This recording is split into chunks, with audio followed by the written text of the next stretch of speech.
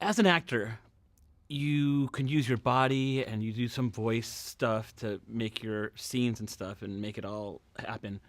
But when you're doing voiceover, you have to have an inflection of There's a bass voice, in your tone, neck. and pitch.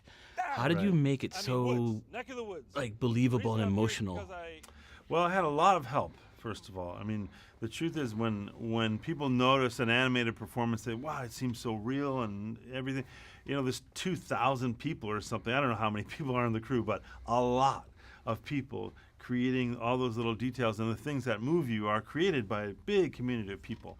But that said, for my part, the things that I do, I think what I credit it to is having those other actors in the room with me.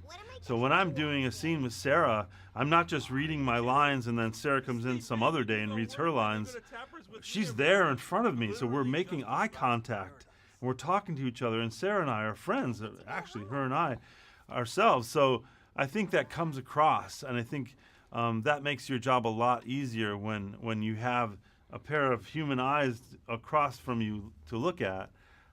So thanks for noticing that. It's something that we tried really hard to do. Honestly, was like, how do friends talk to each other, and what does it feel like when you go through difficult moments together? When I was watching the film, I noticed it because on other films you could see that they laid the track and they laid the other track, like 2 different days for recording. But on this one, there was a sense or emotion or feeling that right when you finished speaking, Sarah would come in, and by her little voice, her little girl voice was, wow. really She kind of cracks stole me it a little up. bit too there. But it was just, you can feel the real emotion of it. I really felt it. Yeah, good.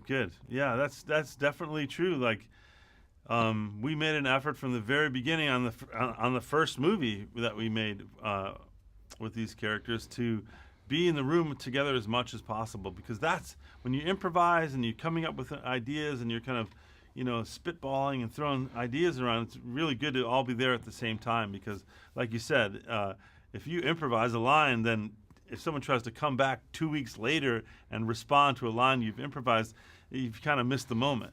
Exactly. When you were growing up as a kid, what cartoons or animations influenced you?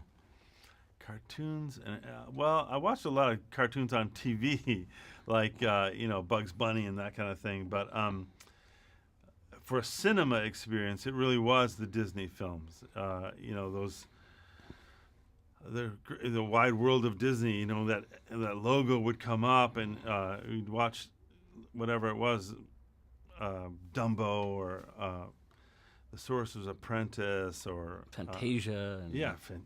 Fantasia, exactly. Those are important moments, and when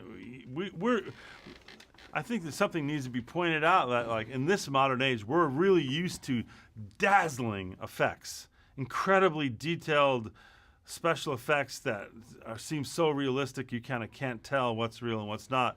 Back in the day when I was a kid, you saw something really dazzling, like in an animated film. That was very special and very, live action films were not doing stuff as dazzling as that. So they made a big impression on me as a kid, as I think anyone who was around in the world at that time. Disney has shaped our imaginations in a lot of different ways.